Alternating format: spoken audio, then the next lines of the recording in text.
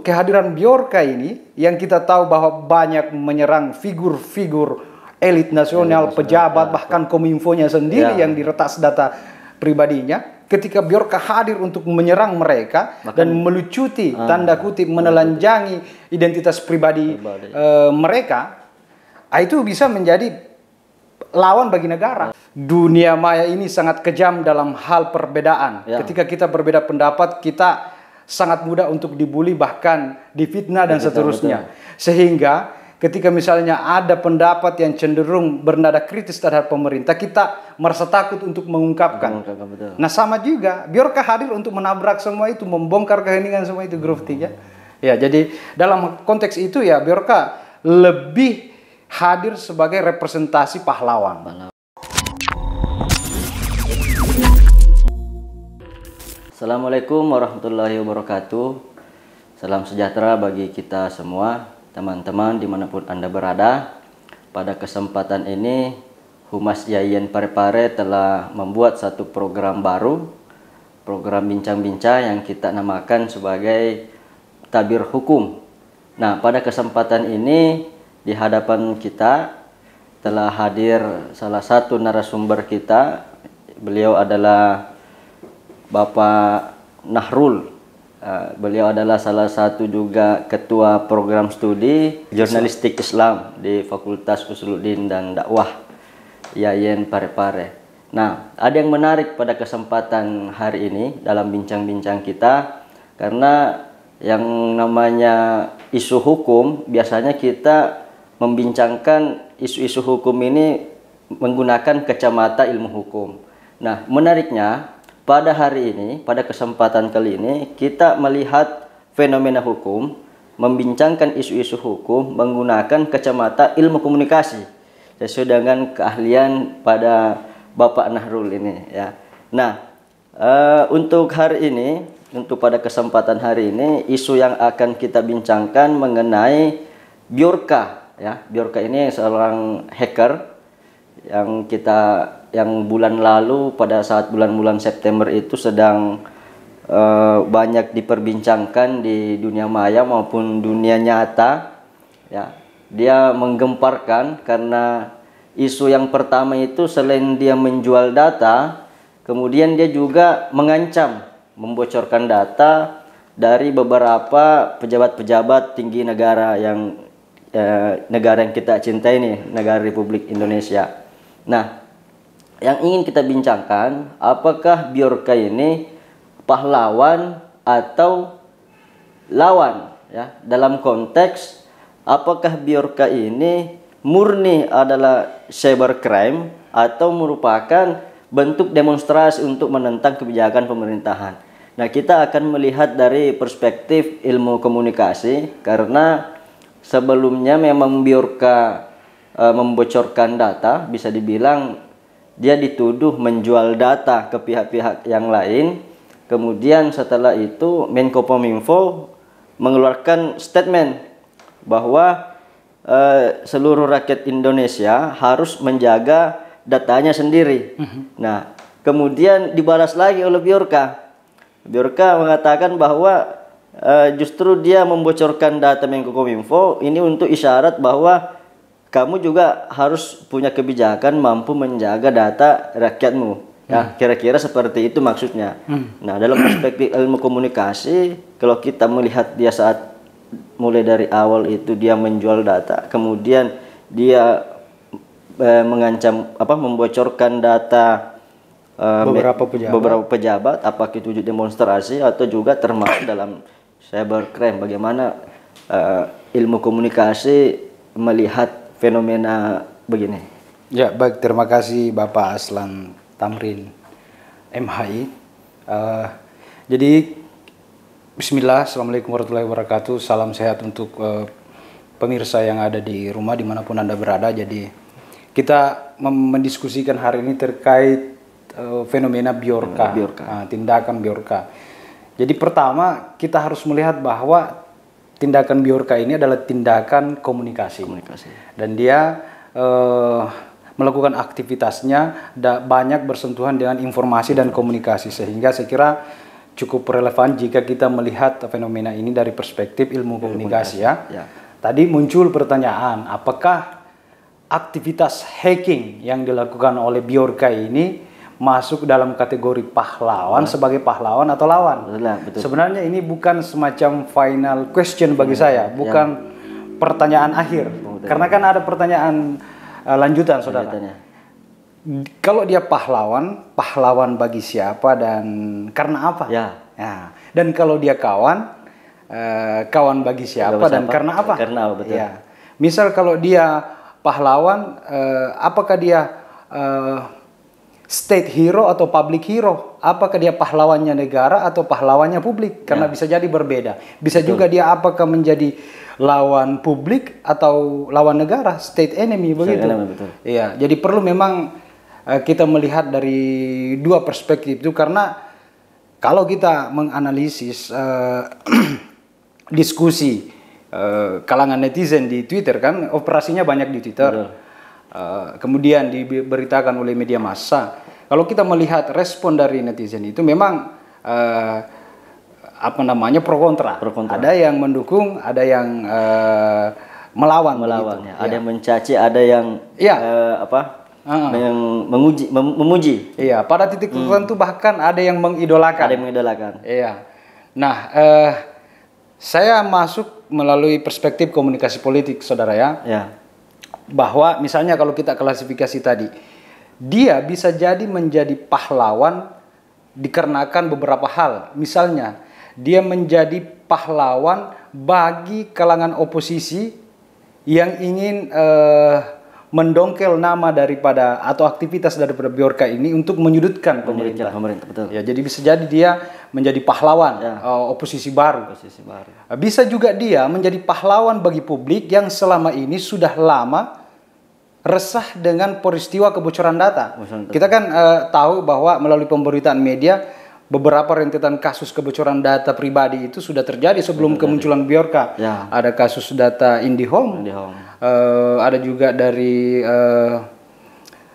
pelamar di Pertamina, bahkan KPU. Iya kan? Jadi sudah banyak sebenarnya peristiwa kebocoran data yang mengorbankan rakyat atau publik di Indonesia ini, dan bisa jadi keresahan itu semacam menemukan obatnya ketika ada yang melakukan aktivitas pembocoran data, tapi pihak yang disasar adalah penguasa. Selama ini kan yang korbannya adalah warga masyarakat. Nah, jadi dalam konteks itu, bagi mereka yang resah dengan banyaknya rentetan kebocoran data, Bjorka hadir sebagai pahlawan untuk merepresentasikan keresahannya terhadap ketidakmampuan pemerintah untuk melakukan perlindungan data. Terhadap masyarakat. Iya, betul. Jadi itu konteks pahlawan bagi publik.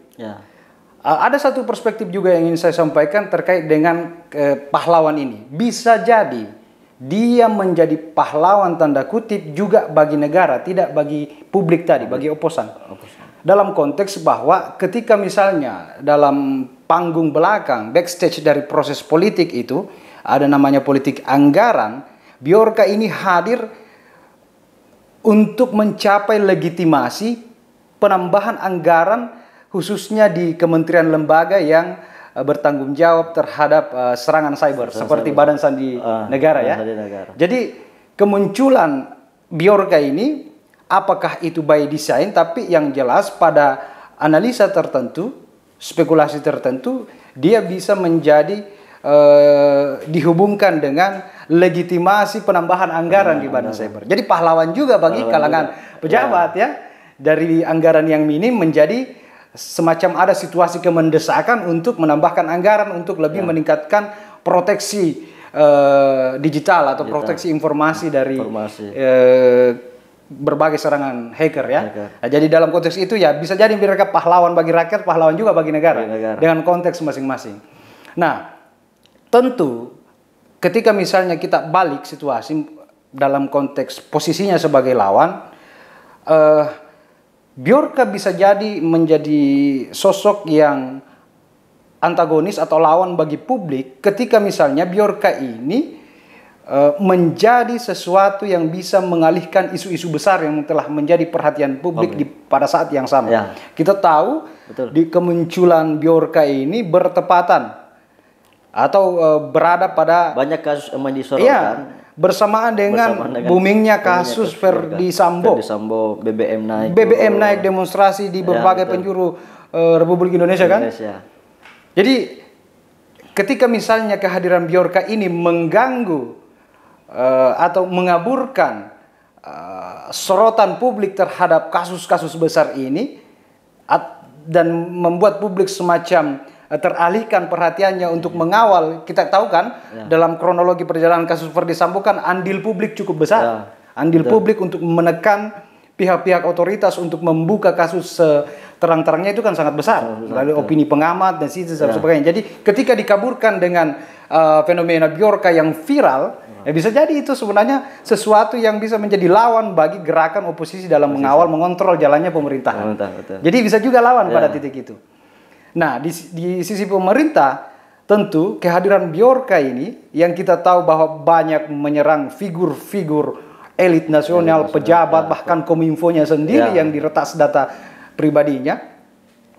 Demikian juga Ketua DPR, Menko Marves Luhut Binsar Panjaitan. Itu kan orang-orang yang menjadi representasi dari penguasa kan. Representasi publik terhadap penguasa, bahwa ketika Bjorka hadir untuk menyerang mereka dan melucuti, tanda kutip, menelanjangi identitas pribadi mereka, itu bisa menjadi lawan bagi negara. Iya, apalagi secara keseluruhan misalnya kalau kita melihat kita sebagai satu bangsa dan negara, ini semacam ada serangan. Kita kan tahu bahwa Bjorka ini mengaku berdomisili di Polandia, Warsawa. Artinya orang luar negeri dong. Kalau begitu negara kita diserang dong. Nah, dalam konteks ini baik rakyat maupun pemerintah sebagai negara kita, Bjorka ini adalah lawan bersama. Tetapi di sisi lain dia juga bisa dimanfaatkan untuk kepentingan tertentu. Pihak-pihak tertentu. Seperti tadi klasifikasinya ya, bisa menjadi pahlawan bagi pemerintah dalam konteks anggaran, dalam konteks pengalihan isu, bisa menjadi pahlawan bagi publik dalam konteks suara baru oposan. Begitu. Jadi untuk kepentingan tertentu, kehadiran Bjorka ini bisa menjadi pahlawan untuk siapapun. Untuk siapapun. Tapi kalau kita melihat siapa Bjorka, di mana dia berdomisili, pengakuannya, kemudian dia menyerang siapa, institusi negara, berarti dia adalah musuh bersama. Dia bukan pahlawan untuk siapapun. Dia adalah lawan untuk siapapun menjadi warga negara Indonesia, barangkali seperti itu. Iya, karena itu tadi sosok-sosok seperti Menkominfo, Ketua DPR, itu kan bukan persoalan pribadi mereka, data pribadi mereka, tapi mereka adalah pejabat publik, aparat negara yang merepresentasikan negara. Jadi serangan kepada data mereka itu bisa dianggap sebagai serangan terhadap negara juga. Jadi dalam konteks itu Bjorka positif lawan. Kalau bicara dalam konteks kenegaraan. Tapi dalam komunikasi politik beda lagi ya. Saya mau masuk di sini. Jadi dalam komunikasi politik saya mau melakukan pendekatan beberapa teori, mungkin 2-3 teori untuk kembali lagi membedah situasi lawan pahlawan tadi. Misal dalam komunikasi ada yang disebut dengan teori spiral of silence. Teori ini artinya spiral keheningan, diperkenalkan oleh seorang wartawan perempuan dari Jerman, Elisabeth Nolnumen namanya. Jadi spiral of silence atau spiral keheningan ini melihat bahwa pendapat minoritas itu cenderung untuk tidak disuarakan ketika berbeda dengan pendapat mayoritas. Ya.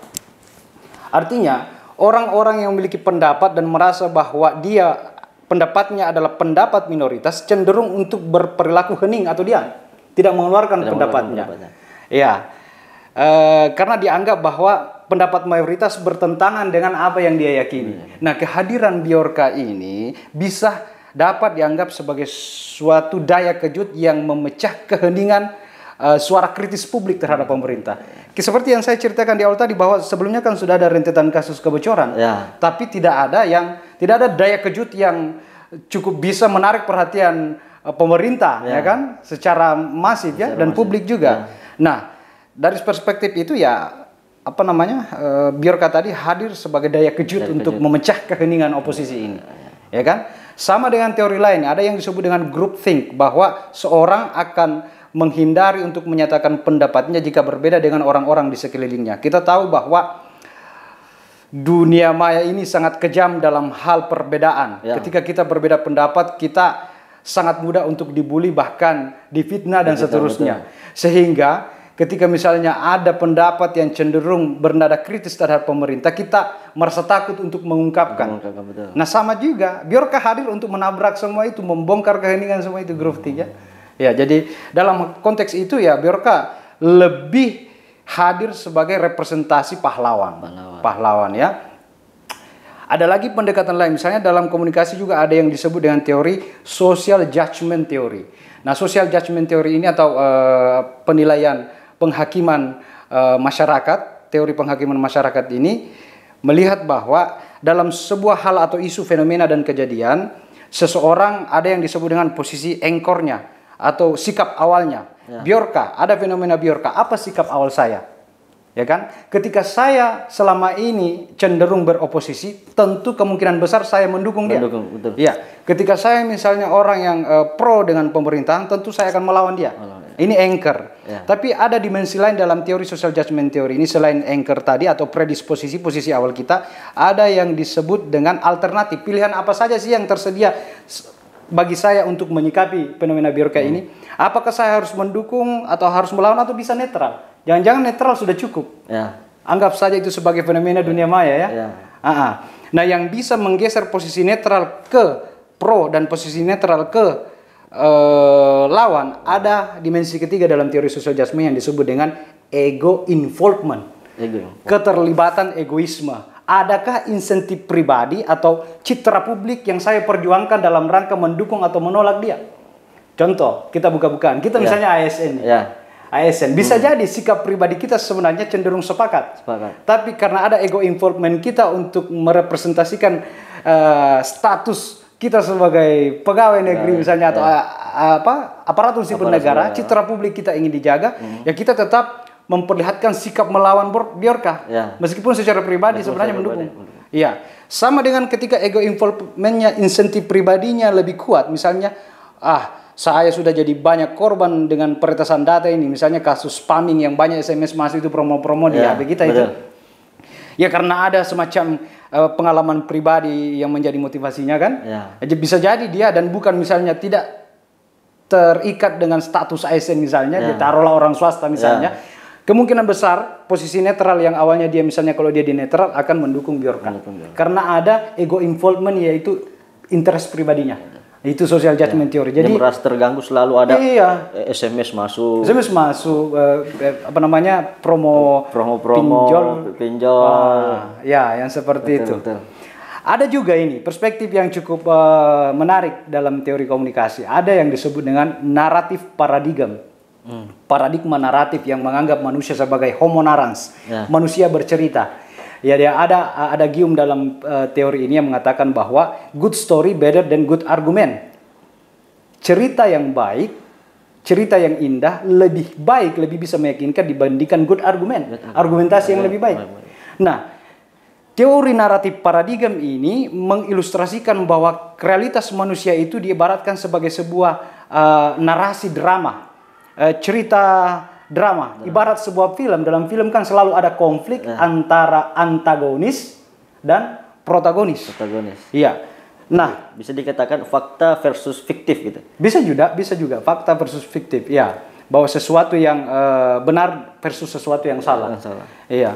Jadi misalnya naratif paradigm ini kan melihat bahwa peristiwa itu, termasuk peristiwa komunikasi itu adalah ada dimensi story-nya, ada dimensi narasinya yang di dalamnya terjadi konflik. Dan konflik itu melibatkan pilihan dua role antara protagonis dengan antagonis. Nah, bagi mereka oposisi yang cenderung melihat pemerintah sebagai pihak yang banyak melakukan kekeliruan dalam hal kebijakan, apalagi dalam konteks perlindungan data, tentu pemerintah dianggap sebagai sosok yang antagonis. Dan kehadiran Bjorka dilihat sebagai sosok pahlawan yang protagonis.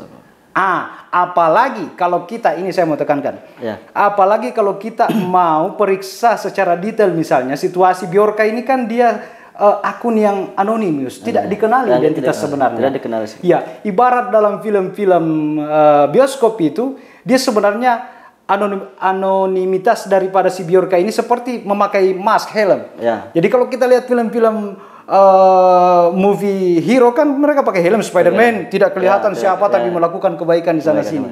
Begitulah. Jadi dia hadir sebagai sosok anonimus protagonis, semacam pahlawan seperti Spider-Man yang memperjuangkan orang-orang lemah dan melawan orang-orang yang kuat, penguasa dan sebagainya. Jadi teori naratif paradigma ini bisa menjadi analisis kenapa misalnya kalau kita lihat hasil analisis Twitter dari lembaga Drone Emprit itu melihat bahwa sentimen resepsi halayak itu lebih banyak yang positif terhadap Bjorka dibandingkan dengan yang negatif. Artinya banyak mendukung. Banyak mendukung. Ya, itu bisa jadi ada analisis dari narasi jahat versus baik tadi. Ya kan? Bahwa Bjorka merepresentasikan pahlawan yang bertopeng. Anonymous protagonis. Ya, seperti itu. Masih banyak sebenarnya teori-teori lain yang bisa kita gunakan seperti elaborasi model elaborasi likelihood. Tapi saya kira demonstrasi atau ilustrasi kasusnya saya kira cukup bisa tergambarkan melalui beberapa teori yang sudah saya sampaikan tadi. Ya, saya kira begitu, saudara. Tapi ini yang menjadi sedikit pertanyaan karena tadi dikatakan bahwa Bjorka ini menggunakan topeng seolah-olah dia sebagai pahlawan. Ya. Yang menjadi pertanyaannya gini, bukankah karena ini berbanding lurus dengan tingkat kepercayaan publik terhadap pemerintah, sehingga Bjorka ketika dia menyerang ingin membocorkan data-data pemerintah ini justru rakyat bergejolak untuk mendukung, bukan karena ini berbanding lurus bisa dimasukkan sebagai kriteria bahwa ini bentuk ketidakpuasan rakyat terhadap pemerintah, bisa dibaca seperti itu. Dan memang saya kira salah satu analisis di balik banyaknya sentimen positif terhadap aktivitas hacking yang dilakukan oleh Bjorka itu adalah adanya public distrust, ketidakpercayaan masyarakat terhadap pemerintah. Ya, beralasan juga kenapa tidak percaya, karena sebelumnya beberapa kasus seperti yang kita sudah sebutkan tadi sudah terjadi. Jadi ya, public distrust sudah menguat. Cuma memang karena kita di Indonesia ini kita tahu kan kalau dari aspek hukum kita bisa dijerat dengan berbagai pasal, apalagi kalau pakai undang-undang ITE kan. Ketika sangat berani menyatakan pendapat dan misalnya tidak disertai dengan bukti yang kuat, fakta yang kuat, bisa jadi diseret ke dalam ranah hukum. Nah, Bjorka ini dengan topengnya tadi kan tidak bisa kita orang dilaporkan secara hukum ketika identitasnya belum diketahui. Itu dia. Seperti itu. Juga mengenai tadi penyerangan ingin membocor, pengancaman seperti itu yang ingin membocorkan data, bahkan sudah ada yang dibocorkan datanya pemerintah ini, dalam artian yang dibocorkan kan data personal, bukan data institusi, data pribadi. Ini termasuk bullying atau bagaimana ya? Bullying untuk merendahkan seseorang atau merendahkan pihak tertentu, saya kira memunculkan rahasia yang sebenarnya tidak harus diketahui publik. Data-data rahasia ini termasuk seperti itu. Ya, kalau misalnya istilah bullying ini ya jelas negara kita sedang dibully. Apalagi dengan status Bjorka yang mensifati pemimpin kita sebagai orang idiot. Ya kan ada. Saya lupa frasenya, tapi kira-kira maksudnya adalah jangan mau dipimpin dengan orang yang idiot. Ya, ini bisa jadi menyasar pihak-pihak pejabat tertentu. Dalam konteks ini kemungkinan besar yang diserang adalah Menkominfo. Ya, karena berdekatan dengan kebocoran data pribadi si Menkominfo, Johnny G. Plate itu. Jadi memang this is a state bullying. Ini adalah pembulian terhadap negara, sistem keuangan negara kita, yang di sisi lain di publik pemerintah kita selalu meyakinkan, memberikan keterangan-keterangan yang berupaya untuk meyakinkan warga bahwa data mereka aman, safe. Ya. Tapi di sisi yang lain terjadi kebocoran data yang masih, bahkan yang menjamin itu yang bocor datanya. Jadi datanya, ini ya this is bullying. Jadi ada semacam perisai yang tidak kuat gitu ya. Yes. Benteng kita tidak kokoh untuk melindungi masyarakat. Sedangkan yang diberikan otoritas untuk melindungi justru jadi diserang gitu. Diserang dan bocor. Ya, dan yang komunikasi publik dari pemerintah yang bagi saya juga bermasalah adalah sikap saling lempar tanggung jawab di publik ya. Kita tahu Menkominfo mengatakan bahwa ini bukan tanggung jawab Menkominfo. Sementara pada saat menjamin, beliau berani untuk menyatakan di publik ya Kominfo yang menjamin. Tiba diserang, bukan tanggung jawab Kominfo, ini badan cyber dan seterusnya.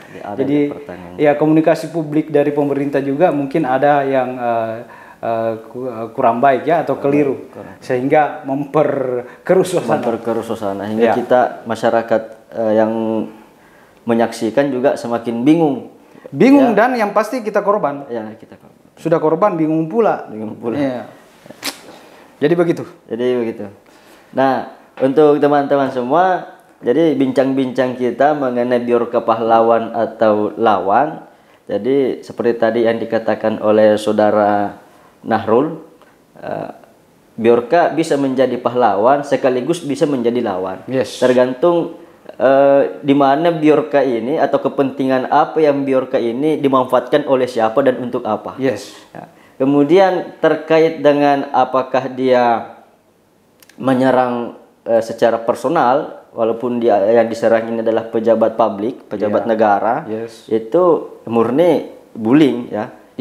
Itu bullying, sehingga dalam artian kalau itu bullying berarti itu adalah kriminal. Ya meskipun pejabat publik bukan simbol negara tapi representasi. Ada representasi negara. Itu kriminal. Sehingga kalau dia menyerang pejabat publik yang atas nama negara, jadi berotoritas sebagai pejabat yang memimpin suatu institusi, menyelenggarakan pemerintahan. Sebenarnya ada juga institusi saudara BIN. Iya, dokumen yang dikirim itu ya ke Presiden Jokowi itu kan juga meskipun isinya belum dibocorkan tapi nama-nama filenya, judul-judul filenya itu sudah padahal itu rahasia negara itu tidak secara luas orang bisa ketahui. Ya, itu sudah institusi bukan lagi person. Iya. Ada rahasia negara yang memang walaupun secara kita asas keterbukaan informasi itu bisa kita lakukan, tapi ada sifatnya rahasia negara itu tidak semua masyarakat publik bisa mengetahui. Berhak untuk mengakses. Tapi sehingga ketika itu diberitahukan kepada khalayak ramai, itu bisa dikatakan perbuatan melawan hukum. Perbuatan melawan hukum. Ya, dia melanggar. Bisa dikatakan dia dalam artian bicara tentang kenegaraan dia adalah lawan. Ya. Tapi kalau bicara tentang kepentingan politik tadi, kontestasi politik, dia bisa menjadi bola ya. Siapapun yang bisa menendang, siapapun yang bisa mengheading ya, siapapun bisa yang mengoper kemana, tergantung bagaimana kepentingannya. Mungkin saya kira seperti itu. Iya, konteksnya gitu. Dalam konteks Bjorka dibawa ke ranah politik, mungkin ya Bjorka bisa jadi pada beberapa alasan dia adalah pahlawan bagi beberapa orang. Ada beberapa orang yang diuntungkan, ada beberapa orang yang dirugikan. Atau bicara tentang kenegaraan, dia murni adalah lawan. Ya. Itu saja yang sempat kita bincang-bincangkan pada kesempatan ini. Teman-teman di rumah, jangan bosan-bosan. Tabir Hukum akan selalu hadir menemani Anda dengan isu-isu hukum yang hangat untuk diperbincangkan. Terima kasih. Assalamualaikum warahmatullahi wabarakatuh. Waalaikumsalam warahmatullahi wabarakatuh. Terima kasih, Pak Nahrul. Siap.